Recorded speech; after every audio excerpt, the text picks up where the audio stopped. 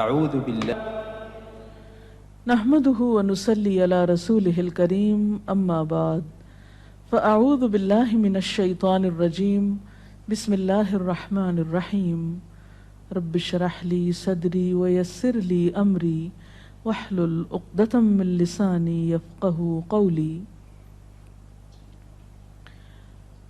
ہماری آج کی گفتگو کا موضوع ہے صبر و برداشت۔ دنیا کی زندگی میں کوئی انسان بھی رنج و غم، مصیبت و تکلیف، آفت و ناکامی اور نقصان سے بے خوف نہیں رہ سکتا۔ ہر انسان پر کسی نہ کسی وقت ایسی چیز آتی ہی ہے جو اسے ناگوار ہوتی ہے، جو اسے ناپسند ہوتی ہے، اور یوں بسا اوقات انسان کو ناپسندیدہ حالات میں ڈال کر اس کی آزمائش کی جاتی ہے۔ قرآن پاک میں اللہ تعالیٰ فرماتے ہیں وَنَبْلُوكُمْ بِالْخَيْرِ وَالشَّرِّ فِتْنَةً، ہم تمہیں اچھے برے حال میں مبتلا کر کے تمہاری آزمائش کریں گے۔ ایک اور جگہ پر فرمایا خَلَقَ الْمَوْتَ وَالْحَيَاةَ لِيَبْلُوَكُمْ أَيُّكُمْ أَحْسَنُ عَمَلًا، اس نے موت اور زندگی کو بنایا تاکہ وہ تمہارا امتحان لے کر دیکھے، تمہیں آزما کر دیکھے کہ تم میں اچھے کام کون کرتا ہے۔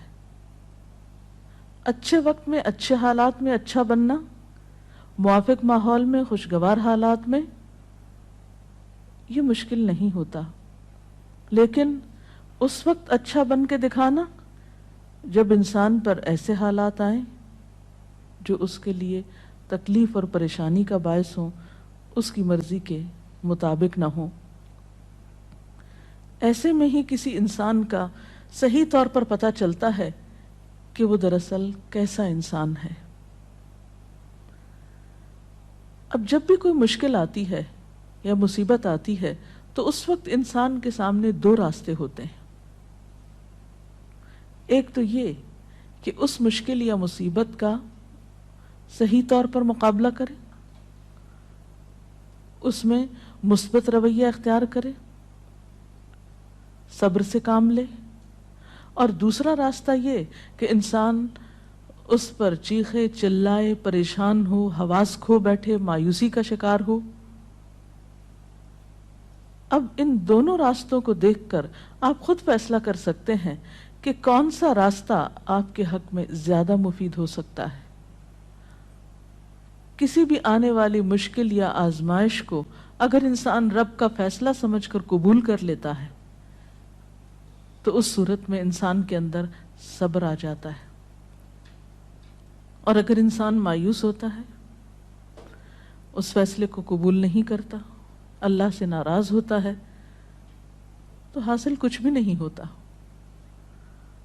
اس اجر کو بھی چھوڑ بیٹھتا ہے جو صبر کی صورت میں اسے اس مصیبت پر مل سکتا تھا، اس سے بھی ہاتھ دھو بیٹھتا ہے، اور دوسری طرف مسئلہ حل بھی نہیں ہوتا۔ اس کے برعکس جو لوگ مصیبت پر صبر کرتے ہیں ان کے بارے میں قرآن پاک میں آتا ہے وَبَشِّرِ الصَّابِرِينَ الَّذِينَ إِذَا أَصَابَتْهُمْ مُصِيبَةٌ قَالُوا إِنَّا لِلَّهِ وَإِنَّا إِلَيْهِ رَاجِعُونَ أُولَئِكَ عَلَيْهِمْ صَلَوَاتٌ مِّن رَّبِّهِمْ وَرَحْمَةٌ وَأُولَئِكَ هُمُ الْمُهْتَدُونَ، اور خوشخبری ان لوگوں کو دیجیے جو مصیبت پر صبر کرتے ہیں اور کہتے ہیں کہ ہم اللہ کے ہیں اور اللہ ہی کی طرف ہمیں واپس جانا ہے۔ ان لوگوں پر ان کے رب کی طرف سے بڑی عنایات ہوں گی اور اس کی رحمت ہوگی، اور ایسے ہی لوگ راہ ہدایت پر ہوتے ہیں۔ گویا مصیبت کے وقت صبر کرنے والا اللہ تعالیٰ کی خاص رحمت اور عنایت کا مستحق ہو جاتا ہے۔ یہاں ایک سوال یہ پیدا ہوتا ہے کہ اگر انسان اللہ تعالیٰ کا محبوب ہے اور اللہ تعالیٰ اپنے بندوں سے پیار کرتا ہے تو پھر انہیں مشکل میں کیوں ڈالتا ہے، ان کا امتحان کیوں لیتا ہے؟ تو بات یہ ہے کہ دنیا میں بھی امتحان کے بغیر انسان کی اصل قدر و قیمت سامنے نہیں آتی۔ مثلاً ایک ماں اپنے بچے سے پیار کرتی ہے لیکن اس کو اسکول بھیجتی ہے، جب امتحان کا وقت آتا ہے تو گھر نہیں بٹھا لیتی، امتحان کے لیے بھیجتی ہے تیار کر کے، اور امتحان سے جب بچہ گزرتا ہے تو ہی وہ پہچانتا ہے کہ اب وہ کس قابل ہے۔ کامیابی امتحان کے بعد ہی آتی، بغیر امتحان کے تو کامیابی کا تصور ہی نہیں۔ اسی طرح ہم دیکھتے ہیں کہ دنیا کی تاریخ میں جس طرح کے بھی لوگ آئے، خواہ وہ نیک آئے یا بد آئے، اچھے یا برے، انبیاء اور صالحین تھے یا فاسقین و فجار تھے، آزمائشیں ہر ایک کی زندگی میں آئیں۔ اس دنیا میں سب کو امتحانوں سے گزرنا پڑا۔ ہاں، یہ فرق ضرور ہے کہ اللہ کے پیاروں نے اللہ کی طرف سے آئے ہوئے امتحان پر کبھی شکوہ نہیں کیا، بے صبری سے اور جلد بازی سے کام نہیں کیا، بلکہ اس کے برعکس صبر سے کام لیا۔ نبی صلی اللہ علیہ وسلم نے فرمایا کہ اذا احب اللہ قوما، جب اللہ کسی قوم سے، کسی گروہ سے محبت کرتا ہے، ابتلاہم، تو ان کو آزما لیتا ہے۔ گویا آزمائش اللہ کی طرف سے کسی ناراضگی کی علامت ہی نہیں، بلکہ بسا اوقات وہ اس کی محبت کی علامت ہوتی۔ پھر فرمایا کہ جو شخص اس پہ راضی ہو جاتا ہے اللہ اس کے لیے راضی ہو جاتا ہے، اور جو ناراض ہوتا ہے اللہ تعالیٰ اس سے ناراض ہو جاتا ہے۔ لیکن وہ لوگ جو کسی بھی دکھ، تکلیف اور آزمائش کے وقت صبر کرتے ہیں تو ان کے بارے میں خوشخبریاں بھی ہیں۔ ایک جگہ پر آتا ہے ان اللہ مع الصابرین، اللہ صبر کرنے والوں کے ساتھ ہے۔ وبشر الصابرین، صبر کرنے والوں کو بشارت دے دو، اور قیامت کے دن تو صبر کرنے والوں کا اجر بے پناہ ہے۔ حدیث میں آتا ہے قیامت کے روز دنیا میں عافیت سے رہنے والے جب آزمائش میں مبتلا لوگوں کے اجر کو دیکھیں گے، یعنی قیامت کے دن جو ان کو اجر ملے گا اس کو دیکھیں گے تو تمنا کریں گے کہ اے کاش دنیا میں ہماری جلد کینچیوں سے کاٹ دی جاتی اور ہم بھی صبر کرتے اور آج ہمیں بھی اتنا بڑا اجر ملتا۔ اور اس کے علاوہ جو بھی مصیبت، تکلیف، حتیٰ کہ کانٹا بھی چبھتا ہے بندہ مومن کو، تو اللہ تعالیٰ اس کے بدلے میں بھی انسان کے گناہ معاف کرتا رہتا ہے۔ اس لیے کبھی بھی اس بات پر پریشان نہیں ہونا چاہیے کہ کوئی مصیبت جو آ گئی تو یہ شاید اللہ تعالیٰ کی ناراضگی ہی کا ذریعہ ہے، نہیں، اسی پریشانی میں آپ اللہ کی رضا کو بھی پا سکتے ہیں۔ نبی صلی اللہ علیہ وسلم نے فرمایا جس مسلمان کو کوئی قلبی اذیت، جسمانی تکلیف، بیماری، رنج، دکھ، غم، کچھ بھی جو پہنچتا ہے، حتیٰ کہ اگر اسے کانٹا بھی چبھ جاتا ہے اور وہ اس پہ صبر کرتا ہے تو اللہ تعالیٰ اس کے بدلے اس کے گناہوں کو معاف کر دیتا ہے۔ اس لیے تکلیف مانگنی تو نہیں چاہیے، عافیت کی دعا پسندیدہ ترین دعاؤں میں سے ہے، لیکن اگر تکلیف آ جائے تو اس پر واویلا نہیں کرنا چاہیے، اس کو اللہ کا فیصلہ سمجھ کر قبول کر لینا چاہیے اور اس وقت صبر سے کام لینا چاہیے۔ اب سوال یہ پیدا ہوتا ہے کہ صبر کیا کیسے جائے؟ تو اس کے لیے شعوری کوشش کی ضرورت ہوتی ہے۔ حدیث پاک میں آتا ہے من یتصبر یصبرہ اللہ، جو صبر کرے گا اس کو اللہ صبر دے دے گا۔ تو گویا سب سے پہلے نیت اور ارادے کی ضرورت ہے، اللہ کے فیصلے کو قبول کرنا، ایکسپٹ کر لینا کہ جو ہونا تھا ہو گیا، آپ اسے تبدیل نہیں اب کر سکتے۔ مثلا کوئی شخص فوت ہو گیا، آپ اس کو دنیا میں لا تو نہیں سکتے، اب کیا اللہ کے فیصلے کو قبول کر لیجئے اور اس طرح بہیو کیجئے کہ اللہ راضی ہو جائے کہ ہاں اس میرے بندے نے میری بات کو قبول کر لیا، اس کا برا نہیں مانا۔ پھر اسی طرح انسان اپنے رب کی طرف سے ملنے والی نعمتوں کو اس موقع پہ یاد کرے۔ جب ایک چیز جاتی ہے تو بہت سی ہمارے پاس بھی تو ہوتی ہیں، عموماً ہم اس کے پیچھے تو بہت روتے ہیں جو چلی جاتی ہے، اور جو نعمتیں ابھی ہمارے ہاتھ میں ہیں، ابھی ہمارے پاس ہیں، ان پر ہماری توجہ ہی نہیں جاتی۔ مثلا خدا نخواستہ بچوں میں سے اگر ایک فوت ہو گیا تو باقی تو ہیں۔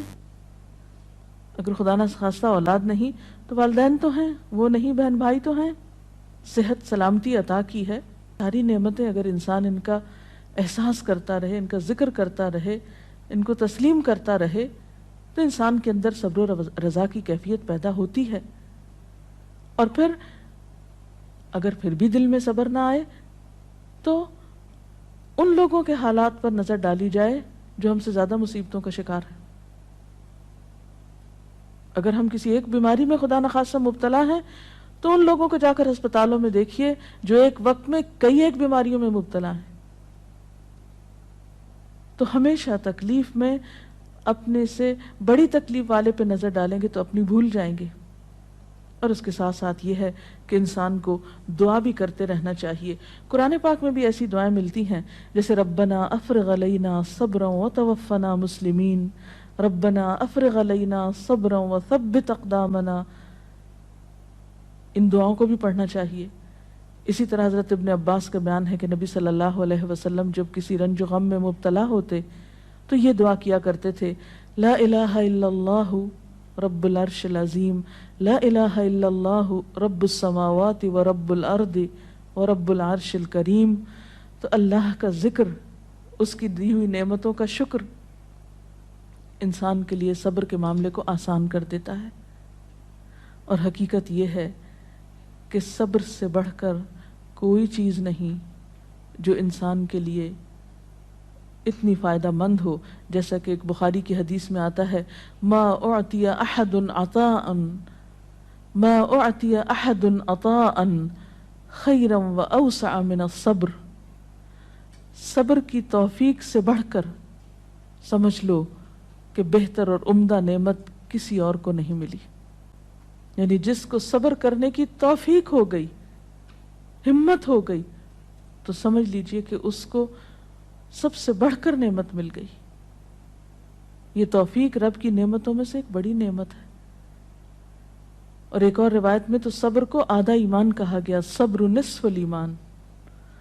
اور مومن کا حال کچھ یوں بتایا گیا، یعنی مومن کی شان، آپ صلی اللہ علیہ وسلم نے فرمایا کہ مومن کی شان بھی عجیب ہے، اور یہ شان مومن کے سوا کسی اور کو نصیب نہیں ہوتی۔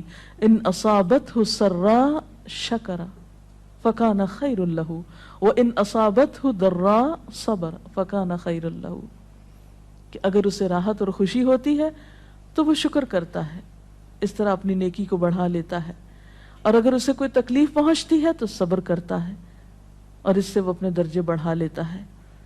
تو گویا صبر ہر حال میں انسان کے لیے فائدہ مند ہے اور انسان کے درجات کو بڑھانے کا ذریعہ ہے۔ اس کے برعکس بے صبری انسان کے لیے کسی طور پر بھی فائدہ مند نہیں۔ بے صبری سے کوئی کام نہیں بنتا، بے صبری سے کوئی بھی نتیجہ نہیں نکلتا، آپ تقدیر کے کسی فیصلے کو پلٹا نہیں سکتے۔ اس لیے صبر کرنا فائدہ مند ہے۔ اللہ تعالیٰ سے اس کی توفیق مانگنی چاہیے۔ اللہ تعالیٰ ہم سب کو اپنی عافیت میں رکھے، اور اگر اس کے فیصلے سے کوئی آزمائش زندگی میں آئی ہوئی ہے تو اس پر صبر کے ساتھ اللہ سے رجوع کرنے کی توفیق ملتی رہے۔ اس سلسلے میں اگر کوئی سوال ہو آپ کے ذہن میں۔ ایک حالات جو ہمیں بہت ہی کامن نظر آتے ہیں کہ جب کسی کی وفات ہوتی ہے، اور بہت ہی عام دیکھا گیا ہے کہ لوگ بالکل اپنے آپے سے باہر ہو جاتے ہیں، اسے اللہ کی رضا، اللہ کا وقت، جانے والے کا کوئی بالکل انہیں صرف اپنا غم کہ ہم سے یہ چھٹ گیا، اور اتنی استغفر اللہ غلط باتیں کہتے ہیں ان موقعوں پر، اور جب انہیں کوئی سمجھانا چاہے تو وہ اس مینٹل سٹیٹ میں، اس مینٹل فریم آف مائنڈ میں ہوتے نہیں کہ کسی کی بات سننا چاہیں، اور وہ بالکل صبر کا دامن چھوڑے ہوئے ہوتے ہیں۔ تو اس طریقے سے ان ماحول میں لوگوں کو کیسے ڈیل کیا جائے؟ ایسے سب لوگ اپنے بارے میں سوچیں کہ ان کی اس بے صبری نے ان کو کیا دیا، کیا اللہ کا فیصلہ پلٹ گیا؟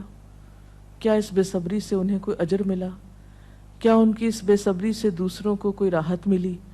جب انسان بے صبری سے کام لیتا ہے تو وہ نہ صرف یہ کہ خود کو پریشان کرتا ہے بلکہ اپنے آس پاس کے لوگوں کے لیے ایک اذیت کا سبب بن جاتا ہے، ان پہ ایک بوجھ بن جاتا ہے۔ پھر بعض اوقات زبان سے ایسی ناروا باتیں نکالتا ہے کہ اللہ تعالیٰ کو ناراض کر دیتا ہے. حالانکہ دیکھا جائے تو ان ساری چیزوں کے نتیجے میں سوائے خسارے اور ناکامی کے کچھ حاصل نہیں ہوتا. اسی لیے قرآن پاک میں اللہ تعالیٰ فرماتے ہیں وَالْعَصْرِ إِنَّ الْإِنسَانَ لَفِي خُسْرٍ إِلَّا الَّذِينَ آمَنُوا وَعَمِلُوا الصَّالِحَاتِ وَتَوَاصَوْا بِالْحَقِّ وَتَوَاصَوْا بِالصَّبْرِ. قسم ہے زمانے کی، یقیناً انسان نقصان میں ہے سوائے ان لوگوں کے جو ایمان لائے اور جنہوں نے اچھے کام کیے، ایک دوسرے کو حق کی تلقین کرتے رہے اور ایک دوسرے کو صبر کی تلقین کرتے رہے. تو خواہ تکلیف میں مبتلا شخص چیخنا پکارنا کرے، پھر بھی آس پاس کے لوگوں پر لازم ہے کہ وہ کسی نہ کسی طریقے سے اسے صبر کی طرف لے آئیں، اس لیے کہ صبر کے علاوہ اور کوئی دوا ہے ہی نہیں ایسے لوگوں کی. میم صبر کا مطلب کیا ہے؟ صبر کرنا کیا ہوتا ہے؟ صبر کا معنی ہوتا ہے اپنے آپ کو روک لینا، یعنی نیگیٹو ریئیکشن سے روکنا، منفی رویے سے روکنا، ناپسندیدہ حالات میں ناپسندیدہ طرز عمل سے خود کو روکنا، اور ایسے موقع پر ہمت اور دلیری سے کام لیتے ہوئے وہ طریقہ اور وہ طرز عمل اختیار کرنا جو اللہ تعالیٰ کی رضا کا باعث بنے. انسان اسفل سافلین میں نہ جا گرے، اپنے درجے سے انسانیت سے نیچے نہ اترے، اپنی زبان اپنے طرز عمل سے کوئی ایسا مظاہرہ نہ کرے جو انسانیت کے خلاف ہو، ایک مسلمان کی شان کے خلاف ہو، جو اللہ کو ناراض کرنے والا ہو. اسی رویے کا نام صبر ہے. رسول اللہ صلی اللہ علیہ وسلم کی زندگی سے میڈم کی مثال بتائیں، جب ان کو کوئی بہت بڑا لاس ہوا ہو یا کوئی ان سے بچھڑ گیا ہو تو ان کا کیا رد عمل ہوتا تھا؟ اس میں ہم بے شمار مثالیں دیکھتے ہیں. مثلاً آپ دیکھتے ہیں کہ سفر طائف کے موقع پر جب آپ صلی اللہ علیہ وسلم کو لوگوں نے پتھروں سے مارا، آپ پہ آوازیں کسے، آپ نے ان کو بد دعا تک نہیں دی، خاموشی اختیار کی، پیدل چلتے آئے، پھر ایک باغ میں آ کر آپ نے آرام فرمایا. جبریل امین حاضر ہوئے کہ اگر آپ اجازت دیں اور آپ چاہیں تو ان لوگوں کو دو پہاڑوں کے بیچ میں پیس کے رکھ دیا جائے.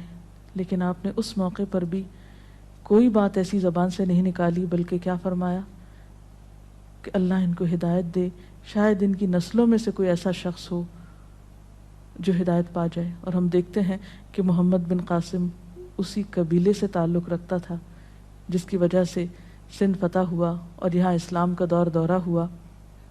اثرات کہاں تک پہنچے صبر کے.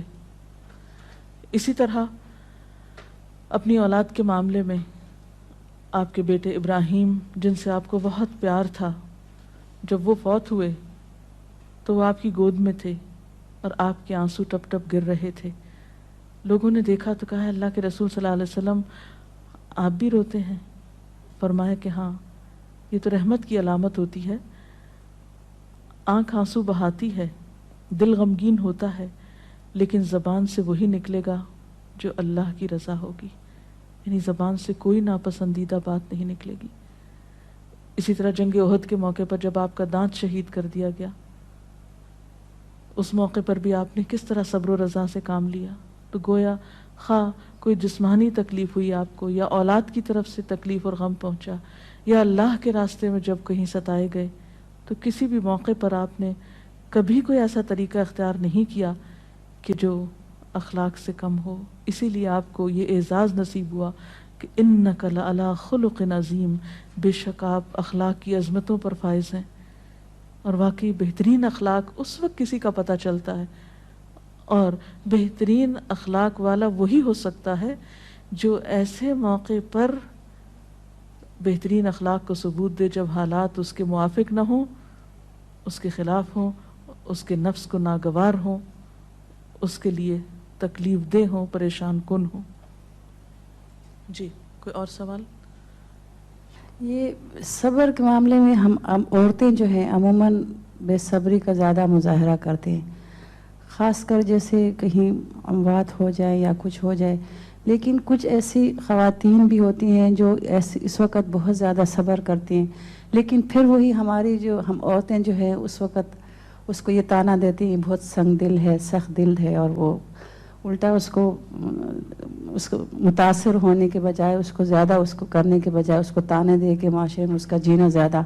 تو اس معاملے میں جو ہے امہات المومنین کی کوئی ایسی مثالیں ہوں جو کہ بھئی اس طرح انہوں نے تکالیف میں صبر کیا، اور ہم عورتوں کا ایسے معاملے میں کیا کردار ہونا چاہیے کہ ایسے جو صبر کرتی ہیں خواتین؟ اس میں آپ دیکھیے کہ حضرت ام سلیم ہیں جن کا بچہ بیمار ہے، شوہر بیمار بچے کو چھوڑ کر جاتے ہیں، واپس آتے ہیں تو بچہ فوت ہو چکا ہوتا ہے. بیوی بہت صبر سے کام لیتی، یعنی ام سلیم جو ہے بہت صبر سے کام لیتی ہیں، بچے کو ڈھانپ دیتی ہیں، شوہر کا استقبال کرتی ہیں، ان کو کھانا کھلاتی ہیں، آرام کرنے دیتی ہیں، اور پھر بہت عمدہ طریقے سے ان سے کہتی ہیں کہ اچھا ابو طلحہ یہ بتاؤ کہ اگر کوئی شخص تمہارے پاس اپنی امانت رکھے اور پھر امانت لینے کے لیے آ جائے تو تم کس طرح واپس لوٹاؤ گے؟ تو کہنے لگے کہ خوشی کے ساتھ لوٹاؤں گا. پوچھا تم ناراض تو نہیں ہوگے کہ وہ اپنی امانت کیوں لینے کے لیے آگے، یعنی واپس کیوں لے رہا ہے؟ کہا کہ نہیں، ناراضگی کس بات کی؟ تو کہنے لگے کہ دیکھو تمہارا بچہ تمہارے پاس اللہ کی امانت، تمہاری ملکیت نہیں تھا، اللہ کی طرف سے ایک نعمت ملی ہوئی تھی، اللہ تعالیٰ نے اس کو واپس لے لیا. یعنی کس قدر خوبصورت انداز میں وہ اپنے بچے کی وفات کی خبر اپنے ہی شوہر کو دیتی ہیں، کوئی رونا دھونا نہیں، کوئی واویلا نہیں، کچھ بھی نہیں. اسی طرح جنگ احد میں ایک صحابی ہیں جن کے شوہر، جن کے بیٹے، جن کے باپ، جن کے بھائی شہید ہوتے ہیں، ان کو ہر ایک کی شہادت کی خبر سنائی جاتی ہے، لیکن وہ کہتی ہیں مجھے اللہ کے رسول صلی اللہ علیہ وسلم کے بارے میں بتاؤ کہ ان کا حال کیا ہے. اتنے رشتوں کے جانے پر کس قدر صبر سے کام لے رہی ہیں. ایک نہیں بے شمار مثالیں ایسی ہیں، اور اسلام تربیت بھی ایسے ہی کرتا ہے انسان کی. عرب کی ایک مشہور شاعرہ ہیں مرثیہ نگار. دور جاہلیت میں ان کا بھائی صخر فوت ہو گیا، بھائی سے بہت محبت تھی. اس کے فوت ہونے پر بہت دردناک مرثیہ لکھا. کہتی ہیں کہ این یجودا ولا تجمدا الا تبکیانی لصخر الندى، اے میری دونوں آنکھوں بس بہتی ہی رہو، کیا تم صخر بھائی کا نام تھا، صخر کے لیے روگ ہی نہیں جو بہت ہی سخی تھا، خود بھی روتی تھی، اوروں کو بھی رلاتی تھی. اور اس کے ساتھ ہی یہ کہ سیاہ رنگ کی کہتے ہیں کہ اس نے چولی پہن رکھی تھی کہ مرتے دم تک نہیں اتاروں گی، یعنی ہر وقت ایک غم کا سمبل بنی ہوئی تھی. جب اسلام لائیں، ایمان لائیں، تو اس کے بعد ایک جنگ میں ان کے 4 بیٹے اکٹھے شہید ہوئے اور ایک آنسو نہیں بہایا. انتہائی صبر کا مظاہرہ کیا. وہ خاتون جو دور جاہلیت میں ایک بھائی کی وفات پر مسلسل روتی تھی، ایمان لانے کے بعد اس پر بھی صبر آ گیا اور اپنے بیٹوں کی شہادت پر اللہ کا شکر ادا کیا. اور صخر کے لیے پھر جب کبھی روتی تھی تو کہتی پہلے تو میں اس کی موت پہ روتی تھی، اب اس بات پہ روتی ہوں کہ وہ حالت کفر میں فوت ہو گیا، اس کی آخرت کا کیا ہوگا. تو جس شخص کو غم آخرت لگ جائے وہ دنیا کے غم بھول جایا کرتا ہے. اور یہ ایمان ہی ہے، سچا ایمان، جو انسانوں کو اندر باہر سے بدلتا ہے. اللہ تعالی ہمیں بھی بہترین مومن بنائے. اس کے ساتھ ہی آج کا پروگرام ختم ہوتا ہے. اجازت چاہتے ہیں. السلام علیکم ورحمۃ اللہ وبرکاتہ. سبحانک اللہم وبحمدک، نشہد ان لا الہ الا انت، نستغفرک ونتوب الیک. اللہ اکبر اللہ اکبر، لا الہ الا اللہ واللہ اکبر، اللہ اکبر وللہ الحمد.